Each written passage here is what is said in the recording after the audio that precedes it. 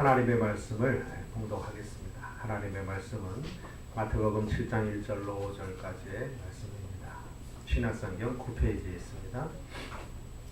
마태복음 7장 1절로 5절까지 말씀입니다. 신약성경 9페이지에 있습니다. 우리 한 절씩 교독하겠습니다. 제가 1절을 먼저 봉독하겠습니다. 비판을 받지 아니하려거든 비판하지 말라. 너희가 비판하는 그 비판으로 너희가 비판을 받을 것이요 너희가 헤아려서 그 헤아림으로 너희가 헤아림을 받을 것이니라. 어찌하여 형제의 눈 속에 있는 티는 보고 내 눈 속에 있는 들보는 깨닫지 못하느냐. 보라, 내 눈 속에 들보가 있는데 어찌하여 형제에게 말하기를 나는 내 눈 속에 있는 티를 빼게 하랴 하겠느냐. 함께 있습니다. 외식하는 자여 먼저 내 눈 속에서 들보를 빼어라. 그 후에야 밝히 보고 형제의 눈 속에서 티를 빼리라. 아멘. 사랑합니다. 앞뒤로 한번 인사 나눠보실까요? 사랑합니다. 네, 잘 오셨습니다. 잘 오셨습니다. 내가 나에게 한번 이렇게 해보시죠. 아유, 참 잘했다. 참 잘했다. 예. 가끔은 내가 나에게 격려하는 것도 참 좋아요. 예. 축복을 다른 사람에게만 하잖아요. 나에게 축복하는 것도 참 좋습니다. 네. 참 예배 잘했다. 네. 말씀으로 오늘 좀 은혜 받고 가자. 이렇게. 아침 저녁으로 요즘에 좀 쌀쌀하죠. 네. 아침에 새벽에는 찬바람이 들어오더라고요. 그래서 혼니부를 이렇게 좀 덮어야 되는 그러한 상황이었어요. 그래서 참 요즘에 가을이 벌써 왔나 그랬는데 어저께 논산 훈련소에 있는 우리 막내가 저한테 전화를 했습니다. 목소리가 이 소울음으로 아빠 그렇게 얘기를 해서 얘기를 하는데 아빠 여기 무지하게 더워요. 무지하게 덥답니다. 여기는. 비도 안 와요. 비도 안 오고 무지하게 더워가지고 아유 아빠 힘들어. 네, 그러더라고요. 아들아 근데 미안하다. 여긴 되게 시원하다. 통화를 5분도 안 했는데 옆에서 끊으라고 막 그런가 합니다. 그래서 끊었습니다. 목소리를 들으니까 한결 마음이 참 놓이더라고요. 그러면서 하는 말이 목요일날 수료식을 하거든요. 목요일날 내려가는데 수료식 때 다 온다며? 좋아가지고 한 달 만에 봅니다. 한 달 만에. 이렇게 오랫동안 떨어져 있는 게 별로 없었어요. 그런데 한 달 만에 보는데 그래도 건강하게 잘 적응하고 있으니 참 감사합니다. 감사한 은혜지요. 오늘 우리가 이건 본문의 말씀 마태복음 7장 1절로 5절의 말씀. 여러분들은 그 말씀을 어떻게 이해를 하고 계신지 모르겠습니다. 비판하지 마라. 주님이 참 우리로 하여금 어려운 말씀을 하셨습니다. 비판하지 마라. 그러시면서 하시는 말씀이 너희가 비판하는 그 비판으로 너희가 비판을 받을 것이다. 너희가 헤아리는 그 헤아림으로 너희가 헤아림을 받을 것이다. 내 눈 속에 들보가 있는데 어찌하여 말하기를 내 형제에게 말하기를 내 눈 속에 있는 티를 나로 빼게 하라 하느냐. 먼저 내 눈 속에 있는 들보를 빼어라. 외식하는 자여 이렇게 말씀드립니다. 외식하는 자여. 내 눈 속에를 먼저 빼어야 들보를 먼저 빼어야 내 형제의 눈 속에 있는 티를 밝히 볼 것이다. 이렇게 말씀을 하셨어요. 여기서 들보라고 하는 것은 들보라고 하는 것은 대들보를 얘기합니다. 대들보가 뭔가요? 집을 지을 때 세우는 기둥이 대들보인가요? 아니면 그 위에 이렇게 하는 게 대들보인가요? 위에 이렇게 하는 거 상량이라고 그러나요? 그거를? 대들보는 기둥을 대들보라고 그러는 것 같아요. 대들보, 들보라고 예수님이 말씀하셨는데 그것이 어디 있느냐 하면 내 눈 속에 있다 이렇게 말씀하셨어요. 그 형제의 눈 속에 있는 것은 대들보와 대비되는 것으로 T라고 말씀하셨습니다. T라고 하는 것은 뭐예요? 먼지라 뜻이죠. 먼지. 형제의 눈 속에 있는 것은 먼지고 너의 눈 속에 있는 것은 들보다 이렇게 말씀하셨습니다. 그런데도 아이러니하게 들보가 들어있는 내가 말하기를 T 들어있는 내 눈에서 T를 빼게 해라 이렇게 말한다라고 하는 것이죠. 우리말에도 비슷한 속담이 하나 있죠. 뭐 묻은 개가 겨 묻은 개를 나무란다 라는 말이 우리 속담에도 있습니다. 여러분들은 어떻게 이해하시는지는 몰라도 우리는 다 그렇게 이해를 하죠. 성경은 하나님의 말씀이다 이렇게 이해를 합니다. 올해가 종교개혁 600년 되는 해입니다. 종교개혁 1517년에 종교개혁이 시작됐습니다. 1517년에 독일의 마틴 루터라고 하는 신부였죠. 신부가 위텐베르크 성당 앞에 그 허름한 그 성당 대문 앞에 99개의 단방문을 써서 붙였습니다. 로마 교황청이 어떠한 면에서 성경에서 위배되는지에 대한 99개의 그 단방문, 이것은 이런 성경은 이렇게 얘기하는데 로마 교황청은 즉 자기가 속해 있는 그 천주교죠. 캐톨릭은 지금 이러이러한 부분에서 성경에서 어긋났다 라고 하는 것을 구체적으로 99개를 써서 자기가 주임 신부로 있는 성당의 대문에 붙였습니다. 다른 말로 말씀드리면 루터는 죽을 각오를 하고 붙인 겁니다. 루터는 모르긴 해도 그거를 붙이면 어떤 일이 일어날 것인지에 대해서 충분히 알 수 있는 위치에 있었습니다. 틀림없이 그거를 붙이면 아마 큰 소동이 일어날 것이다. 그리고 소동 끝에는 아마 경륜이 일어나서 나로 하여금 로마 교황청에서는 파문을 받게 할 것이다. 이렇게 아마 충분히 예상을 했습니다. 당시 구라파는 로마 교황청의 완벽한 영향 아래 있었기 때문에 교황에 의해서 파문을 당한다라고 하는 얘기는 죽는다라고 하는 의미와 사실은 같습니다. 파문이라고 하는 것은 그와 함께 이야기해서도 안 되고 그에게 어떤 접촉을 해서도 안 되고 먹을 것을 주어서도 안 되고 피난할 수 있는 장소를 제공해도 안 되는, 그러니까 그 사람으로 하여금 사회생활을 할 수 없도록 완벽하게 고립시키는 것을 의미합니다. 그렇기 때문에 살 수가 없죠. 파문당할 것을 뻔히 알고 있는 루터가 95개조의 반박문을 자기가 주임 신부로 있는 위텐베르크 성당의 대문에 턱하니 붙여놨습니다. 루터가 그렇게 붙일 수 있었던 가장 큰 기준은 무엇이었을까요? 그것은 성경이었어요.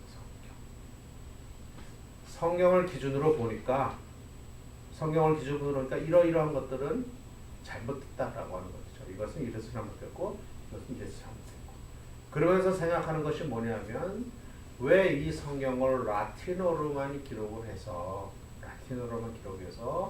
신부를 중심으로 한 종교 지도자들만 성경을 이해하고 읽을 수 있도록 했느냐? 그럴 수 없다.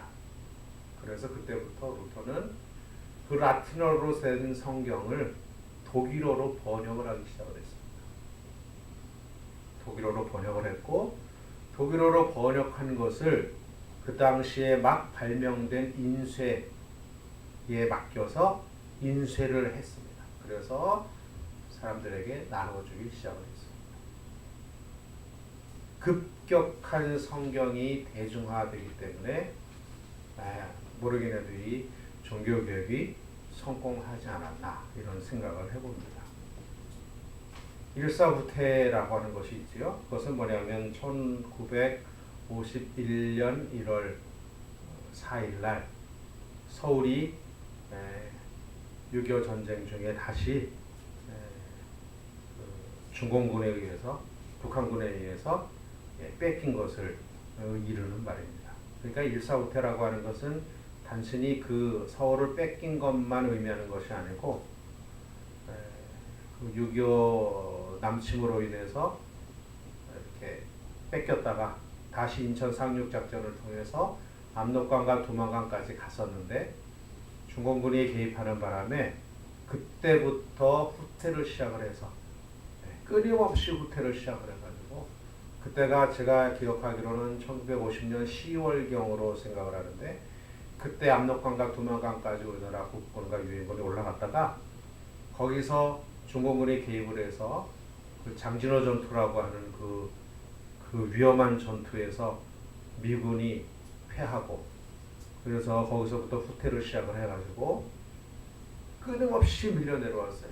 그래서 함흥에서 수많은 미군들이 함흥 부두를 폭발을 하고 거기서 배를 타고 부산으로 이렇게 내려왔습니다. 그때부터 밀리기 시작을 해가지고 그 다음에는 1월 4일 날 서울까지 뺏겼습니다. 그것을 일사후퇴라고 이야기하는데 몇 년 전 돌아가신 우리 아버지께서 일사후퇴 때 그때 함흥에서 함흥 부두에서 배를 타고 미군 배를 타고 기적적으로 부산에 홀로 남아 하셨습니다. 그래서 부산에서 내려오셔서 부산에서 사시면서 구입해서 쓰시던 성경이 바로 이 화면에 있는 이 성경입니다. 제가 생각하기는 50년대 중반쯤에 발간된 아마 성경이라고 생각이 드는데 저희 아버지께서 식탁에서 이런 얘기를 하셨어요. 내가 북한의 개마고원에서 저쪽 신우주 있는 데까지 내가 그 공산당을 피해서 피난 갔었다. 그때 호랑이하고 그 밤에 며칠을 호랑이랑 불과 몇 미터 떨어지지 않은 그곳에 내가 호랑이와 같이 걸어갔다. 이렇게 이야기를 했어요. 얼마나 무섭든지 바스락거리는데 보니까 호랑이들이에요. 눈에서 빛이 이 라이트처럼 빛이 나오더랍니다. 그런데 그 호랑이와 같이 밤새도록 걸어갔답니다. 아침 되니까 호랑이가 가더래요. 근데 얼마나 무섭던지 그렇게 걸어갔다고 합니다. 그런데 말씀드리고 싶은 것은 뭐냐면 그때 내가 성경하고 찬송가를 가지고 있었는데 이거를 갖고 다니다가는 내가 공산당에 내가 잡히면 아무래도 살지 못할 것 같아서 내가 그것을 개마고원 어느 산 그 바위 틈에다가 내가 성경책을 찬송가를 내가 이렇게 넣어놨다. 통일되면 그것이 어딘지는 나도 잘 모르겠는데 너 한번 그쪽을 갈 일이 있으면 한번 좀 찾아봐라. 혹시 아니 하나님이 만나게 해주실지 이런 말씀을 하셨습니다. 이 성경은 그 성경이 아니에요. 그 성경이 아니고 오셔서 아마 구입하신 것으로 보이는데 이 성경은 한문으로 되어 있습니다. 그리고 아레아 한글도 되어 있습니다. 그러니까 아레아라고 하는 것은 아 발음 날 때 아래 점 찍는 거 얘기하잖아요. 그리고 이것이 한문과 그 아레아 한글이 같이 섞여 있고 그래서 제가 읽기에도 굉장히 힘듭니다. 제가 한문이 좀 약한 세대라 이 한문이 좀 어려운데 읽기가 굉장히 힘들어요. 그리고 이 성경은 위에 관주까지 되어 있어요. 굉장히 좋은 성경입니다. 굉장히 좋은 성경인데 이 성경을 그렇게 중요하게 그렇게 마치 루터가 그 성경을 기준으로 죽음을 불사하고 아니요 라고 말했던 것처럼 우리 아버님도 그 성경 그것 때문에 사실은 공산당에 의해서 쫓겨다녔고 일제에 의해서 쫓겨다녔고 그러다가 결국은 이 성경을 이렇게 낡을 때까지 이렇게 갖고 계셨습니다. 오늘날도 우리에게 성경이 있습니다. 오늘날도 그림에 보는 바와 같이 이런 성경이죠. 성경을 누구나 요즘엔 다 서점에만 가면 뭐 2, 3만 원만 주면 가죽으로 펴는 아주 좋은 성경들, 아주 좋은 성경. 전에는 가죽으로 된 성경이 이렇게 일반화되어 있지 않고요. 전에는 이렇게 헝겊으로 된 성경들이었습니다. 그래가지고 조금 오래 쓰면 모서리가 낡아지고 그 다음에 아주 빳빳해가지고요. 쓰기가 참 불편한 성경이었습니다. 그리고 지금은 가로로 써 있는데 그때는 세로로 써져 있었습니다. 불편한 성경들이었죠. 그런데 요즘에는 자꾸 이렇게 개선이 돼가지고 아주 좋은 성경이 우리 앞에 있습니다. 여러분들은 이 성경을 보면서 어떤 생각을 하세요? 성경은 요한복음 1장 29절에서 이렇게 이야기를 합니다. 요한이 예수께서 자기에게 나오심을 보고 이르되 보라 세상 죄를 지고 가는 하나님의 어린 양이로다. 이렇게 이야기를 했습니다. 세례 요한이 요단강에서 사람들에게 세례를 베풀면서 죄사함을 받아라 이렇게 세례를 베풀고 있을 때에 예수님께서 세례 요한에게 오셨어요. 그때 말하기를 세례 요한이 이런 얘기를 합니다. 보라 세상 죄를 지고 가는 하나님의 어린 양이로다. 이렇게 이야기를 했습니다. 사도 바울은 고린도전서 1장 18절에서 이렇게 이야기를 합니다. 십자가의 도가 멸망하는 자들에게는 미련한 것이요 구원을 받은 우리에게는 하나님의 능력이라. 예수님께서 세상 죄를 지고 가셨다라고 하는 뜻은 다른 말로 말씀드리면 십자가의 도입니다. 우리를 위하여 십자가에 달리셨고 죽으셔서 무덤에 계셨다가 3일 만에 부활하셔서 우리의 구원을 완성하신 것, 그것이 예수님이 세상에 오신 목적이고 목표입니다.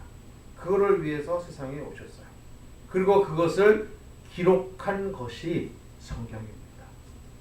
구약은 그 오실 예수님에 대한 예언적인 성격으로 기록한 것이고, 신약은 오신 예수님에 대한 설명을 우리에게 하고 있는 것입니다. 그렇기 때문에 요한복음 5장 39절에서 예수님께서 친히 말씀하시기를 너희가 성경에서 영생을 얻을 줄 알고 성경을 연구하거니와 이 성경이 곧 나에 대하여 증언하는 것이라. 이렇게 말씀하셨습니다. 여기서 말하는 성경이라고 하는 것은 물론 구약을 의미합니다. 예수님 당시에는 신약이 기록되지 않았었으니까요. 그러나 구약 자체가 예수님에 대해서 증언하는 것이라면 신약 또한 예수님에 대하여 설명하고 증언하는 것입니다. 그러므로 성경은 우리가 일반적으로 알고 있는 좋은 책, 야 이거 참 세상에서 참 귀한 책이구나, 베스트셀러구나 이렇게 이해하는 차원을 넘어서 성경은 우리의 구원에 관한 책이다 이렇게 이해하는 것이 매우 중요합니다. 수많은 사람들이 성경 때문에 그들의 목숨을 걸었습니다. 왜요? 구원에 관한 책이기 때문에 그렇습니다. 여러분들은 어떻게 생각하십니까? 그렇게 믿고 그렇게 이해하시는 은혜가 있기를 주의 이름으로 축복합니다. 그렇다면 이 성경에 기록된 것이 구원에 관한 것이라면, 그리고 예수님께서 세상에 오신 것이 우리의 구원을 이루기 위함이시라면, 그리고 그분의 사역의 절정은 십자가와 부활이라면 당연히 예수님이 하신 말씀, 예수님의 말씀하신 교훈은 그것에 관한 것이라고 생각하는 것이 너무나 합리적인 것입니다. 예수님께서 세상에 오신 목적이 우리의 구원에 관한 것이고 십자가의 죽음과 부활에 관한 것이라면, 그것을 기록한 것이 성경이라면 너무나 당연하게 예수님의 교훈은 세상의 윤리와 세상의 처세에 관한 것이 아니라 우리의 구원에 관한 것이라 라고 생각하는 것이 너무나 당연한 논리적인 결론입니다. 그렇다면 오늘 본문도 역시 마찬가지죠. 오늘 본문은요, 산상수훈에 있는 마지막 장입니다. 산상수훈은 마태복음 5장, 6장, 7장이잖아요. 마태복음 5장은 팔복부터 시작을 했는데 어느덧 우리가 그를 쭉 말씀을 나누면서 마태복음 7장까지 왔습니다. 7장. 마태복음 7장. 그러면 세상 사람들은 예수님에 대해서 뭐라고 생각을 하면, 예수님은 참 훌륭하신 분이야. 그분은 세계의 4대 성인 중에 한 분이야. 아주 훌륭한 선생님이야. 위인이야. 이렇게 생각을 합니다. 그렇기 때문에 예수님의 교훈에 대해서 윤리적이고 굉장히 도덕적인 면에서 접근을 합니다. 그러나 우리는 그렇게 생각하지 않습니다. 예수님은 우리의 구원을 위하여 세상에 오신 하나님이시다. 이렇게 믿습니다. 그렇기 때문에 예수님이 하시는 말씀은 구원에 관한 말씀입니다. 특별히 예수님께서 말씀하신 교훈 가운데 가장 그 핵심적으로 이렇게 정리된 것이라고 할 수 있는 산상수훈이라면 더욱 그렇습니다. 그것은 아주 우리가 세상을 윤리적이고 이렇게 좋게 배려하면서 살게 하기 위한 주님의 말씀이 아니라 우리의 구원을 위한 주님의 아주 핵심적인 가르침, 교훈이라고 우리가 받는 것이 너무나 타당한 이런 말씀입니다. 오늘 마태복음 7장 1절로 5절을 우리가 함께 봉독을 했는데요. 뭐라고 말씀하셨어요? 비판하지 마라. 비판하지 마라. 비판이라고 하는 말은 다른 말로 말씀드려서 판단이라고 하는 말입니다. 판단. 조금 더 종교적인 의미로 정리하면 심판이라고 하는 겁니다. 심판. 비판, 판단, 심판. 같은 얘기입니다. 비판하지 마라. 판단하지 마라. 심판하지 마라. 그러시면서 예수님께서 말씀하십니다. 외식하는 자야. 비판하고 판단하고 심판하는 자에 대해서 주님 뭐라고 말씀하세요? 외식하는 자라고 말씀을 하셨어요. 외식하는 자라고 하는 것이 무엇이에요? 외식하는 자. 외식하는 자라고 하는 것은 주님께서 계속해서 말씀하시기를 하나님께 기도할 때에 중언부언하는 자, 외식하는 자라고 말씀하셨어요. 위선하는 자, 외식하는 자라고 말씀하셨어요. 그렇죠? 다른 말로 말씀드려서 외식하는 자라고 하는 뜻은 예수님의 엄한 판단과 꾸지람을 받는 사람이라는 뜻이에요. 이 당시에 외식하는 자라고 주님 말씀하신 것은 주로 누구에 대해서 말씀하셨느냐 하면 바리새인과 서기관과 대제사장들에 대해서 주님이 말씀하셨어요. 그들에 대해서 말씀하실 때에 외식하는 자라고 말씀하셨어요.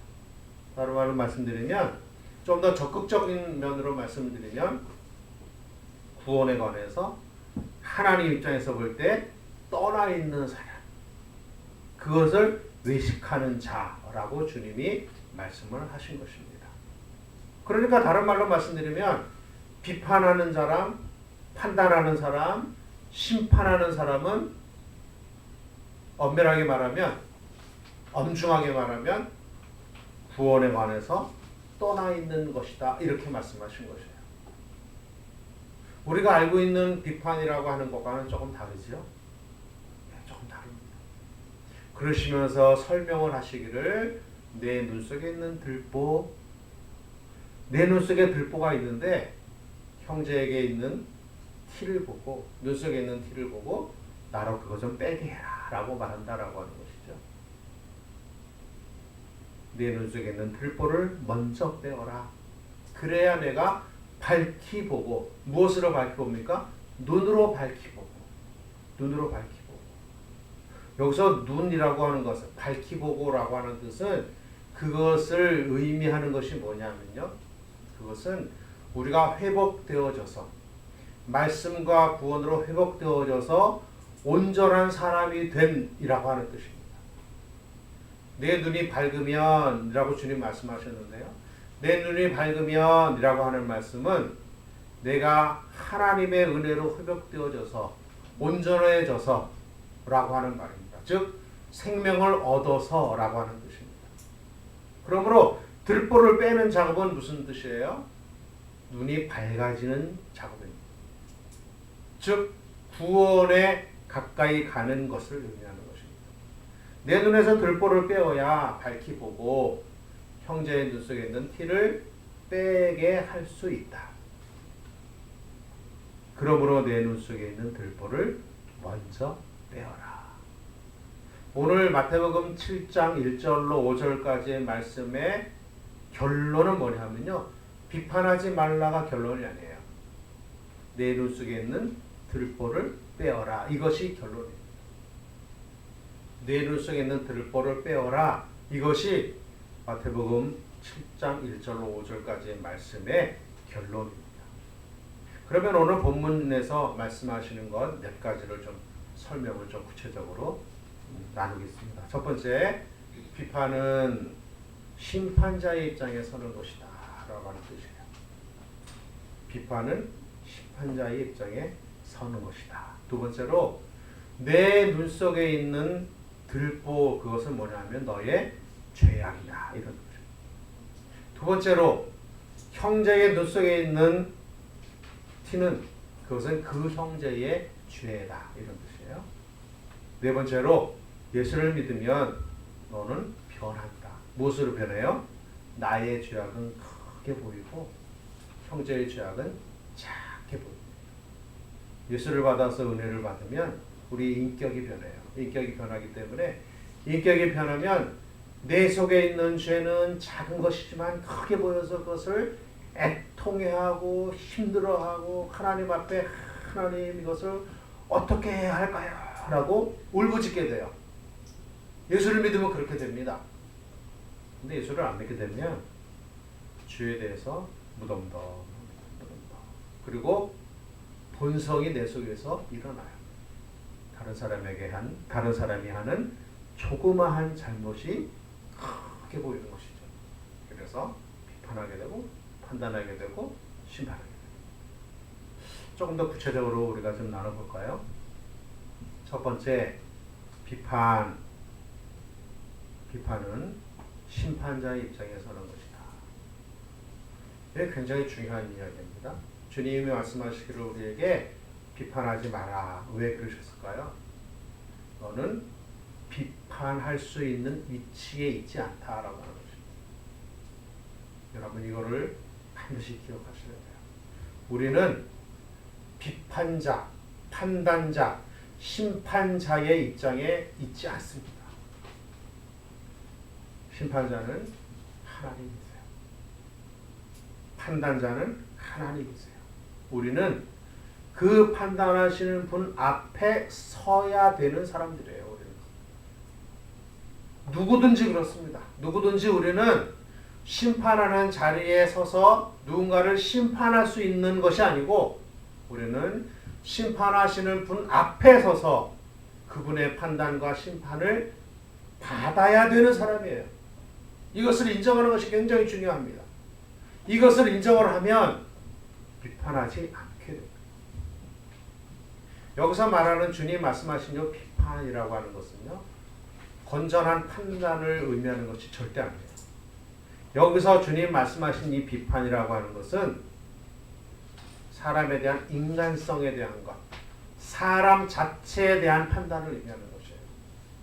사람 자체에 대한 판단. 그것은 우리에게 판단할 수 있는 권리가 있지 않습니다. 그것은 하나님께만 있습니다. 하나님께서 판단하실 것이에요. 하나님께서 심판하실 것이에요.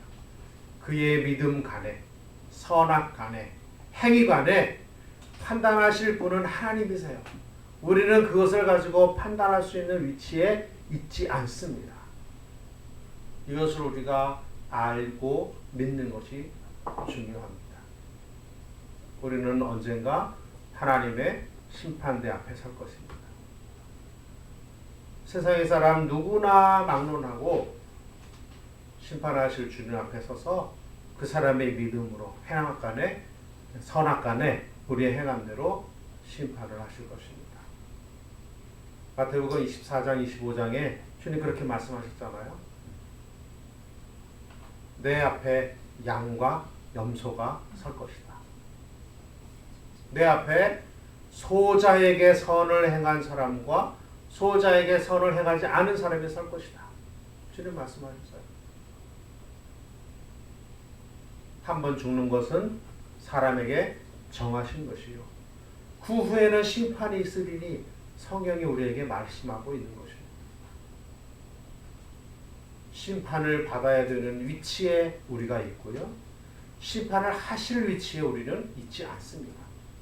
그런데 우리는 판단하고 비판하고 심판하기 참 좋아합니다. 왜요? 그것이 우리의 본성이기 때문에. 사람에 대해서 판단하고 비판하고 심판하는 것이 너무너무 재밌어요. 너무너무 재밌어요. 그리고 그것은 누가 가르쳐주지 않아도 우리가 저절로 알게 돼요. 야, 저건 저러면 안 되는데. 아우, 저거 왜 저럴까. 저 예수 믿은 지 저거 몇 년이야. 아유. 언젠가는 얘기해줘야지. 언젠가는 얘기해줘야지. 심지어는 조금 더 지나면 무슨 생각을 하는지 아세요? 이 설교는 그 인간이 들어야 되는데. 저건 어쩜 저렇게 저 말씀이 그 인간에게 딱 맞는 말씀입니까? 심판하고 있는 것입니다. 판단하고 있는 거죠. 사랑하는 성도 여러분, 주님 우리에게 말씀하시기를 비판하지 말라 하셨으니 비판하지 않는 은혜가 있기를 주의 이름으로 축복합니다. 이것이 겸손함이에요. 이것이 겸손함이에요. 나는 심판받을 자리에 있는 사람이다 라고 인정하는 것이 이것이 겸손함입니다. 이 은혜가 우리에게 있기를 주의 이름으로 축복합니다. 두 번째, 오늘 본문에서 주님이 우리에게 알고자 하시는 말씀은 뭐냐면요. 내 눈 속에 있는 들보가 있다. 대들보가 있다.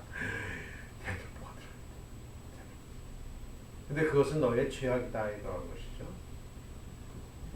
여러분, 대들보가 우리 눈 속에 있다. 이게 상상이 되는 얘기입니까? 생존할 수 없는 것이죠. 감당할 수 없는 상태를 의미하는 것이에요. 그러시면서 주님 말씀하시기를 내 눈 속에 있는 들보를 빼라라고 말씀하셨어요. 내 눈 속에 있는 들보를 빼라. 이것이 오늘 말씀의 결론인데, 여기서 있는 이 들보라고 하는 것은 우리의 죄를 의미하는 것이에요. 죄. 예수님께서 팔복 중에서 두 번째 복이 뭐라고 말씀하셨어요? 두 번째 복. 애통하는 자는 복이 있나니 저가 위로를 받을 것이니요. 무엇을 애통합니까? 내 처지를 애통합니까? 윤리적으로 생각하는 사람은, 윤리적으로 해석하는 분들은 그것을 그렇게 이해를 합니다. 내가 억울함을 당해서 애통해하고 슬퍼하면 하나님이 위로하신다 이렇게 이야기합니다. 물론 그것이 틀린 것은 아니지만 주님이 세상에 오셔서 하시는 말씀이 그것일까요? 아니에요. 그거 아니에요. 구원에 관한 말씀이라고 말씀드렸잖아요. 무엇을 애통해해요? 내 속에 감당할 수 없는 죄로 인해서 내가 지금 힘들어하고 애통하는 거예요. 오늘 우리가 함께 나눈 그 교동문에도 뭐라고 그랬어요? 내가 입을 열지 않고 잠잠하였더니 내 뼈가 녹습니다. 무엇을 잠잠해요? 내 속에 있는 죄가 가득 있는데 그것을 하나님께 고백하지 않고 내가 그것을 잠잠하게 있으니 그 죄가 나를 힘들게 해서 내 뼈가 녹습니다. 이런 뜻이에요. 그래서 내가 입을 열어 주께 고백하였더니, 죄를 고하였더니 주님이 나로 하여금 살게 하셨다. 우리가 함께 나눈 교동문이 그것이잖아요. 무엇을 애통합니까? 내 속에 있는 죄로 인하여 애통하는 것이에요. 내가 하나님과 사람 앞에 지금까지 지었던 것, 내가 가지고 있는 것, 인간이기 때문에 어쩔 수 없이 가질 수밖에 없는 그러한 연약함과 죄성. 내가 의로운 줄 알았더니 내가 참 죄인이었구나. 그것을 애통하는 것이에요. 그때 하나님이 위로하시는 것이죠. 내가 너의 죄를 사하였으니 너를 이제 의인이야. 이것이 위로입니다. 이것이 위로예요. 이것이 위로입니다. 내 눈 속에 있는 들보를 빼어라. 무슨 뜻이에요? 내가 가지고 있는 죄를 하나님 앞에 해결하라는 것이에요. 주 앞에 해결하라. 그래야 내 눈이 밝아져서 내가 회복되어져서 형제의 눈 속에 있는 티를 볼 수 있다라고 하는 뜻입니다. 우리 눈 속에 무엇이 있어요? 들보가 있어요. 그것을 깨닫지 못하면 우리는 하나님 앞에 설 수가 없습니다. 반면에 내 형제 속에 있는 눈에는 티가 있어요. 티가. 물론 그분들도 그 사람들도 그 사람 자신의 입장에서 보면 자기 눈 속에 들보가 있는 것이죠. 그러나 내가 바라볼 때에 상대방의 눈 속에 있는 것은 티끌 같은 것이에요. 티끌 같은 것. 예수를 믿게 되면 변하는 것이 뭐예요? 지적과 판단을 좋아하지 않게 되는 것이에요. 그래서 나의 죄는 커 보이고 상대방의 죄는, 상대방의 잘못과 허물은 작아 보이는 것. 예수를 믿으면 그렇게 변하는 것이에요. 그래서 하나님 앞에 나의 부족을 날마다 가지고 나가고 회개하고 고백하지만 다른 사람에게 대해서는 너그러워지는 것, 인자해지는 것, 용납할 수 있는 것, 이것이 예수를 믿으면 변해지는 것입니다. 지적과 판단은 사람들이 너무 좋아합니다. 나도 좋아합니다. 너도 좋아합니다. 그러나 본성대로 사는 것은 너무나 쉬운 일이에요. 십자가의 될 길은 좁고 어려운 길입니다. 판단하지 마라, 본성대로 살지 말라라고 하는 것이 주님의 말씀입니다. 우리 눈 속에 들보가 있음에도 불구하고 형제의 눈 속에 있는 티가 너무나 잘 보이는 것, 그것이 바로 우리입니다. 그것이 우리예요. 네 번째로 주님이 우리에게 말씀하시고 싶은 것은 무엇이냐면요, 예수를 믿으면 변하는 것, 그것이 무엇이에요? 나는 심판자가 아니다. 나는 판단을 받을 사람이지 나는 심판할 사람이 아니다. 그러므로 내가 어떤 형제에 대해서 비판하고 판단하고 심판하는 것은 내가 할 일이 아니다라고 하는 것이에요. 내가 할 일이 아니다. 여기서 이 비판은 아까도 말씀드렸지만 정책이나 어떤 합리적인 어떤 잘잘못에 대한 분석이나 판단을 의미하는 것이 아니고 인간에 대한 판단, 그것을 의미하는 것이에요. 또 예수를 믿으면 변하는 것 두 번째가 뭐예요? 내 죄가 크다라는 것이 알게 돼요. 전에는 나는 죄가 없는 줄 알았어요. 전에는 내 형제에는 눈 속에는 들보가 있고 내 눈 속에는 티가 있는 줄 알았어요. 그래서 어쩌면 너는 그렇게 그런 거를 그렇게 하고 있니? 라고 말할 수 있었어요. 그런데 예수를 믿고 인격이 변하면 내 눈 속에 티가 있는 줄 알았는데 내 눈 속에 실제로는 들보가 있구나 라고 깨달아지는 것이에요. 그렇기 때문에 다른 사람을 판단하기에 앞서서 하나님 앞에 가서 하나님 제가 이렇습니다 고백하고 하나님께 아파하고 애통해하는 인격으로 변하는 것이죠.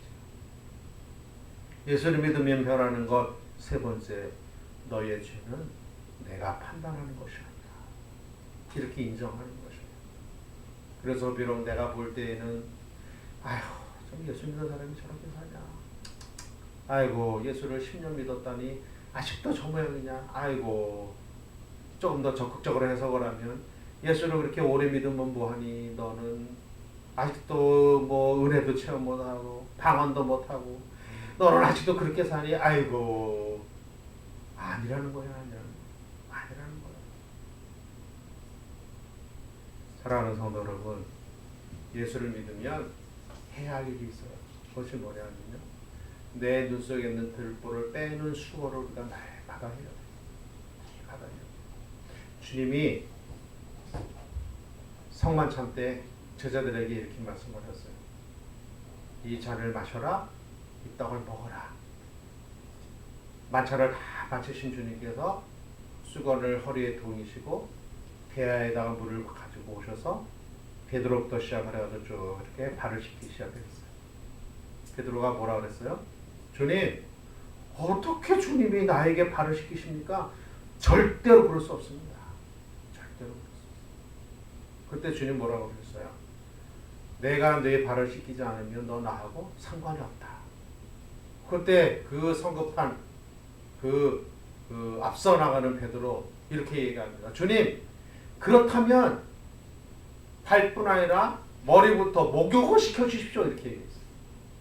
야, 참 대단한 사람이죠. 대단한 사람이에요. 아주 적극적인 사람이에요. 적극적인 성격이에요. 주님께서 내가 너의 발을 씻겨주지 않으면 너 나하고 상관없어 라고 말씀을 하시니까 아이고 상관이 없으면 안 되잖아요. 그러니까 어떻게 해요? 목욕시켜 주십시오. 주님하고 나하고는 상관이 없다니요. 말이 안 되죠. 이런 뜻이에요. 그러자 주님 뭐라고 하셨어요?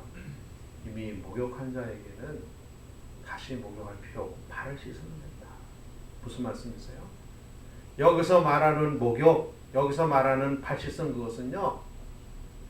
다른 면으로 설명을 드리면 죄를 하나님 앞에 어떻게 청산하느냐에 관한 설명이 있어요. 우리가 예수를 믿으면 우리가 지은 죄가 주 앞에 사하여져요. 목욕한 사람처럼 깨끗해져요. 그러나 그것으로 끝이 아니에요. 우리가 날마다 때마다 시마다 하나님 앞과 사랑 앞에 우리의 부족함으로 인하여 죄를 지을 때가 있어요. 그러면 발을 씻는 것과 같이 날마다 주 앞에 나와서 고백하고 회개함으로 우리가 하나님 앞에 우리의 죄 문제를 날마다 해결해 나가야 돼요. 들보를 빼는 작업도 마찬가지예요. 들보를 빼는 작업도. 하나님 앞에 나가서 우리가 하나님의 은혜로 우리가 죄사함을 받았으면 들보가 빠졌어요. 빠진 겁니다. 우리의 죄 문제가 해결이 됐어요. 그러나 들보가 빠졌다 그래가지고 해결된 거 완전히 해결된 것은 아니에요. 날마다 들보를 빼야 돼요. 날마다 어떻게 해요? 날마다 주 앞에 나와서 하나님 제가 이런 사람입니다. 예수를 믿음에도 불구하고 내가 또 이러한 부족함과 이러한 잘못과 이런 실수가 나에게 있습니다. 하나님 이렇게 하지 않도록 저를 좀 용납해 주시고 붙들어 주십시오. 이렇게 날마다 들보를 빼는 작업이 우리에게 필요합니다. 예수를 믿어 죄사함을 받고 날마다 주의 은혜로 우리의 죄를 다스리는 작업이 우리에게 있어야 돼요. 그러니까 비판을 하지 말라 하는 주님의 말씀은 단순히 비방하거나 판단하지 마라 이런 뜻이 아니라 죄의 문제하고 결부되어 있는 말씀이에요. 그래서 결론이 뭐예요? 내 눈 속에 들보를 빼어라. 그래야 내가 밝아져서 형제의 눈 속에 있는 티를 보게 될 것이다. 주님의 오늘 말씀의 결론이 그것입니다. 예수를 믿게 되면 교만이 변하여 겸손이 됩니다. 여기서 말하는 교만이라고 하는 것은 하나님 없이 사는 것이에요. 하나님 없이. 내가 하나님 없이 심판자가 되어서 세상을 사는 것을 의미하는 것이에요. 그러나 예수를 믿으면 하나님 앞에 나의 한계를 알게 되고 내가 어떤 사람이라는 것을 이해하게 돼요. 내 눈 속에 들보가 있다는 것을 알게 돼요. 그렇기 때문에 겸손해지는 것이죠. 교만은 패망의 선봉이고 겸손은 존귀의 앞잡이니라. 우리가 판단하는 것이 변해서 격려가 됩니다. 우리가 지적하고 판단하는 것이 변해서 용납할 수 있는 사람이 됩니다. 우리가 예수를 믿으면 종교적인 사람이 되는 것이 아니라 예수를 믿으면 인격적인 사람이 되는 것이에요. 사랑하는 성도 여러분, 예수를 믿어서 종교적으로 빠진 사람이 되지 않기를 바랍니다. 참 개척교회에서 이런 말씀 드리는 게 참 그렇죠. 개척교회 목사는 열심히 기도하시오, 열심히 하시오, 충성하시오, 막 이렇게 막 해야 되는데 무슨 개척교회 목사가 참 이런 얘기를 합니다. 근데 여러분 그것이 맞는 것이에요. 무엇이에요? 예수를 제대로 믿으면 점점 종교적인 사람이 되는 것이 아니에요. 예수를 믿으면 날마다 때마다 교회에서 사는 것이 아니에요. 이런 얘기도 개척교회 목사가 하는 거 아닌데 참 제가 제 발등을 제가 찍어요 지금. 네. 예수를 믿으면 월요일부터 토요일까지 맨날 교회 와가지고 막 쓸고 닦고 뭐 하고 아니에요. 그러는 것이 아니에요. 예수를 믿으면 뭐 10의 1조 아니라 10의 5조 아니에요. 종교적이 되는 것이 아니에요. 예수를 믿으면 인격적인 사람이 되어져 가는 것. 이것이 예수를 잘 믿는 것이에요. 예수를 믿게 되면 나의 부족함이 점점 커 보이는 것이에요. 예수를 믿게 되면 다른 사람이 얼마나 귀한 건지 알게 돼요. 예수를 믿게 되면, 제대로 믿게 되면 내가 한 것이 참 공로 없는 짓이었다는 것을 알게 돼요. 예수를 믿게 되면 지금까지 내 힘으로 살아왔다고 생각이 됐는데 하나님의 은혜로 살아왔다는 것을 알게 되고, 그래서 우리 가운데 감사가 넘치게 되고, 감사가 넘치기 때문에 너무나 당연하게 우리가 하나님께 충성하고 헌신하게 되는 것이에요. 예수를 믿는다고 해서 종교적인 사람이 되지 않기를 바랍니다. 예수를 믿으면 더 인격적인 사람이 되고, 예수를 믿으면 더 용납하는 사람이 되고, 예수를 믿으면 더 배려하는 사람이 되고, 예수를 믿으면 더 가족을 귀하게 여기는 이런 사람이 변해지는 것, 이것이 바르게 예수를 믿는 것이에요. 사랑하는 성도 여러분, 비판하지 말라, 그것은 윤리적인 가르침이 절대 아닙니다. 비판하지 말라, 그것은 하나님 앞에 온전한 사람이 되라라는 뜻이에요. 제대로 예수 믿어라라는 뜻이에요. 심판자가 아님을 인정하라라는 뜻이에요. 주님의 이 말씀이, 주님의 이 가르침이 우리의 마음에 담겨져서, 예 주님 그렇게 살겠습니다. 나의 죄를 크게 보고 하나님 앞에 날마다 애통하는 마음으로 살겠습니다.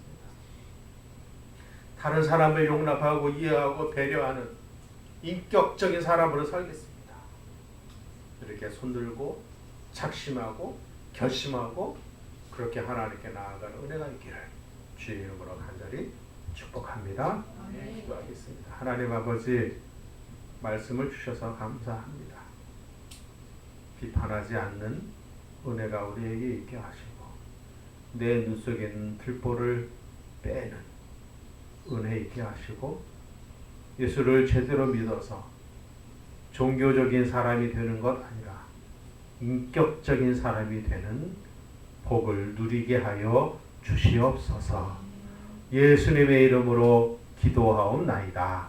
아멘.